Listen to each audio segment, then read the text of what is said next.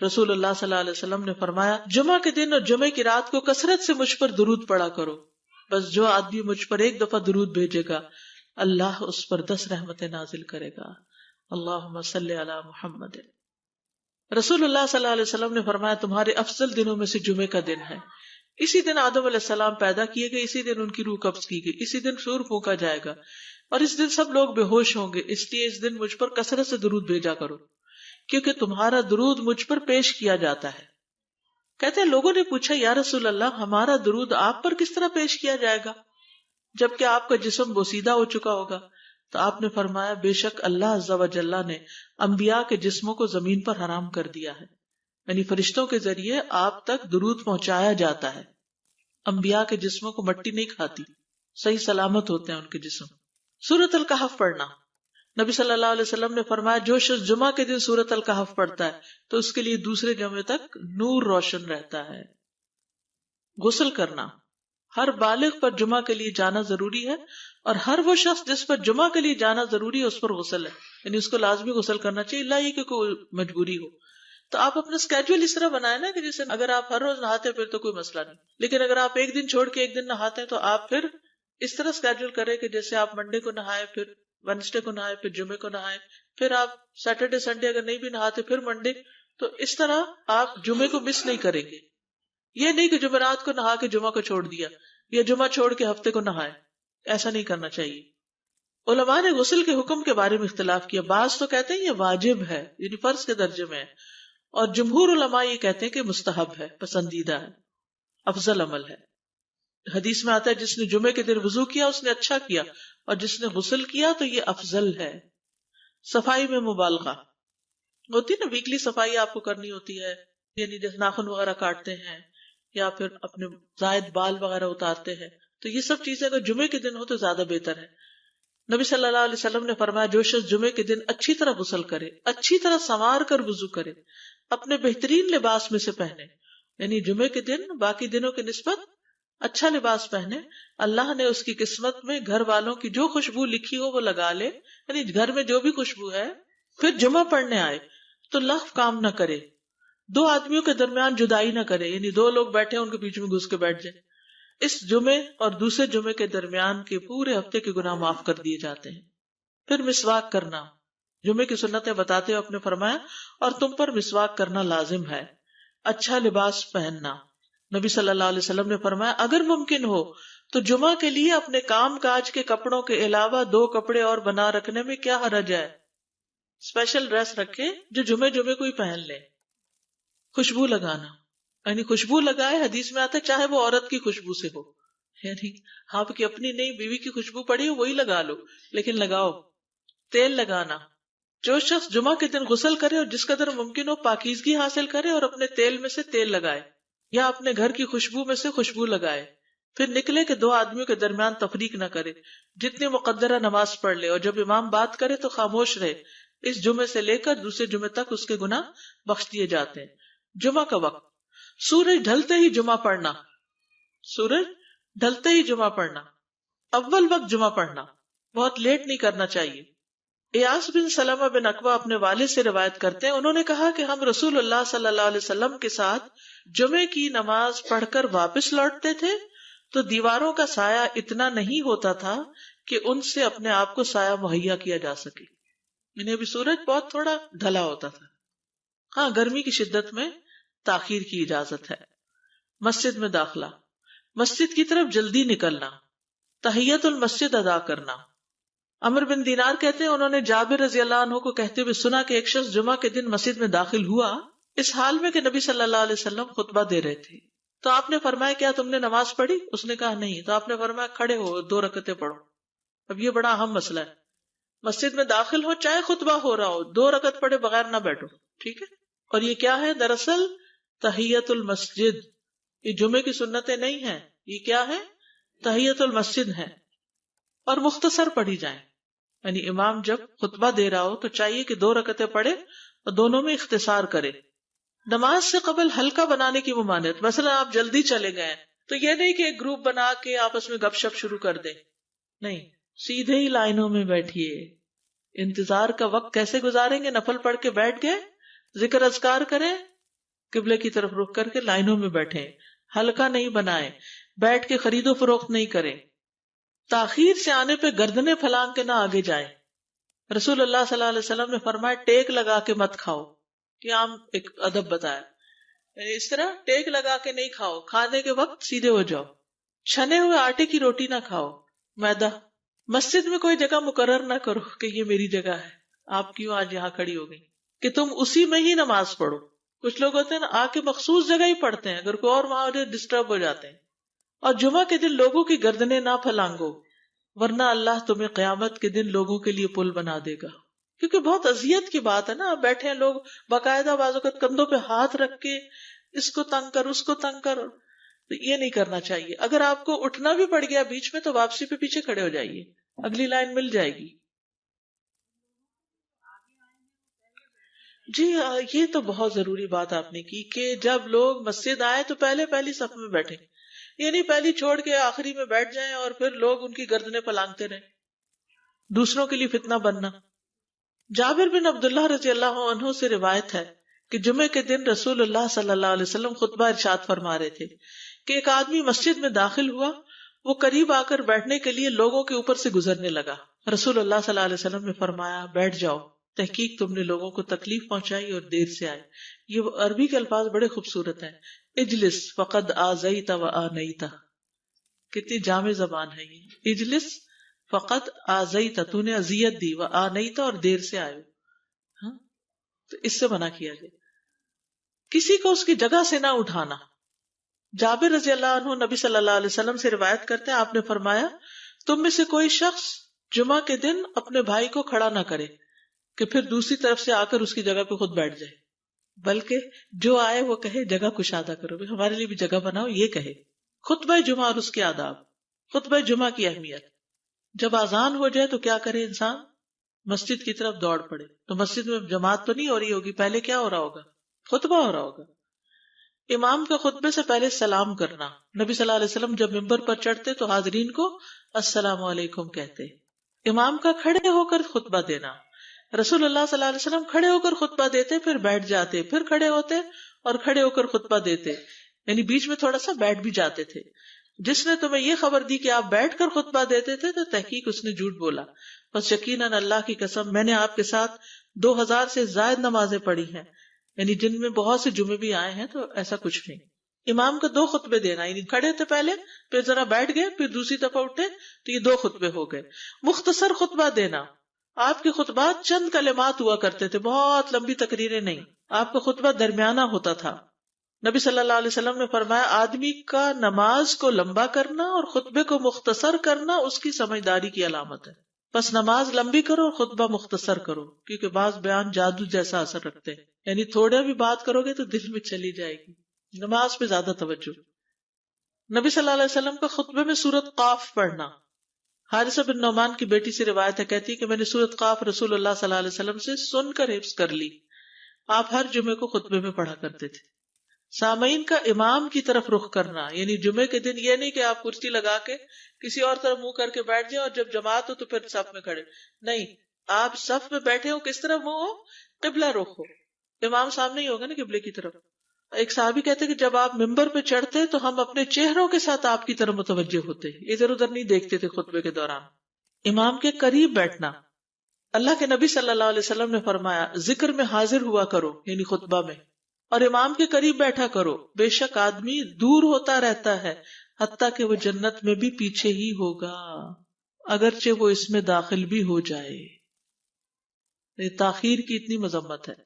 خاموشی سے خطبہ سننا، یعنی بات نہیں کرنی چاہیے، کوئی اہم بات بھی نہیں پوچھنی چاہیے۔ ابن مسعود سے روایت ہے کہ انہوں نے ابی ابن کعب سے قرآن کی کسی آیت کے بارے میں سوال کیا جبکہ اللہ کے نبی خطبہ دے رہے تھے، تو انہوں نے اعراض کیا اور کوئی جواب نہ دیا۔ پھر جب آپ نے نماز پڑھائی تو ابی کہنے لگے تمہارا جمعہ ہی نہیں ہوا۔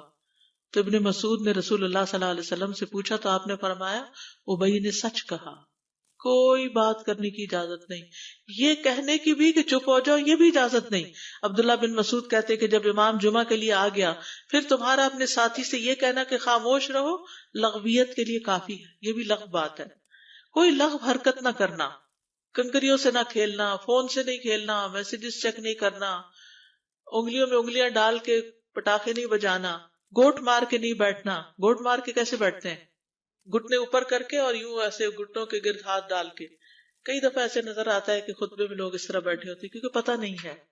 یعنی آپ چوکڑی مار سکتے ہیں. آپ سب سے افضل پوزیشن تو یہ ہے کہ جیسے نماز کے اتحیات میں ہم بیٹھتے ہیں، لیکن کچھ لوگ اس طرح بیٹھ نہیں سکتے، چلے کرسی میں بیٹھ جائیں. اگر کرسی نہیں ہے، نیچے بیٹھے ہیں تو چوکڑی مار کے بیٹھ جائیں، مگر ٹانگیں اس طرح پیٹ کے ساتھ لگا کے گھٹنوں پہ ہاتھ کو بل دے کے اس طرح نہیں بیٹھے. اگر مجبوری ہے تو وہ اور بات ہے، لیکن یہ کہ بلا وجہ نہیں کرنا چاہیے کیونکہ ادب کے خلاف ہے. اونگ آنے پر جگہ بدلنا. نبی صلی اللہ علیہ وسلم نے فرمایا اگر جمعہ کے دن کسی کو مسجد میں اونگ آنے لگے تو اپنی اس جگہ کو دوسری جگہ سے بدل لے. کہ بعض اوقات ایسا ہوتا ہے نا، خطبے کے وقت بڑی سکینت ہوتی ہے اور آخری خطبہ تو آپ نیند میں ہی سنتے ہیں. نماز جمعہ کی رکعت 2 رکعت ہے فرض بس. جمعہ کی نماز 2 رکعتیں ہیں اور ان دونوں میں قرات ہوتی ہے. نبی صلی اللہ علیہ وسلم جمعے میں سبح اسم ربک الاعلی اور هل اتاک حدیث الغاشیہ پڑھتے. کبھی جمعہ اور عید کٹھے ہو جاتے تب بھی دونوں نمازوں میں یہی سورت پڑھتے تھے. ٹھیک ہے. اسی طرح صبح کی نماز میں جمعے کے دن الف لام میم التنزیل اور هل اتی علی الانسان کی قرات کرتے اور نماز جمعہ میں سورۃ الجمعہ اور منافقین کی تلاوت کرتے. یعنی یہ بھی ملتا ہے. فرض کے بعد 2 رکعت پڑھنا. عبداللہ بن عمر سے روایت ہے انہوں نے رسول اللہ صلی اللہ علیہ وسلم کی نفل نماز کو بیان کیا اور کہا کہ آپ جمعے کے بعد کوئی نفل نماز نہیں پڑھتے تھے حتیٰ کہ واپس تشریف لے جاتے پھر اپنے گھر میں 2 رکعت پڑھتے تھے. اب جو لوگ گھر نہیں جاتے تو پھر وہیں پر وہ پڑھ لیتے ہیں، ورنہ آپ صلی اللہ علیہ وسلم اپنی سنتیں وغیرہ گھر میں پڑھتے تھے. اور اسی طرح 4 بھی پڑھی جا سکتی، 2 بھی ہیں 4 بھی ہیں. آپ صلی اللہ علیہ وسلم نے فرمایا جب تم میں سے کوئی جمعہ پڑھ چکے تو اس کے بعد 4 رکعتیں پڑھے. یہ آپ کا حکم ہے. تو جب آپ کا 2 چیزیں ہوتی ہیں سمجھنے کے لیے، ایک آپ کا فعل ہوتا ہے اور ایک آپ کا حکم ہوتا ہے. تو ہمارے لیے کیا ہے؟ جو آپ کا حکم ہو.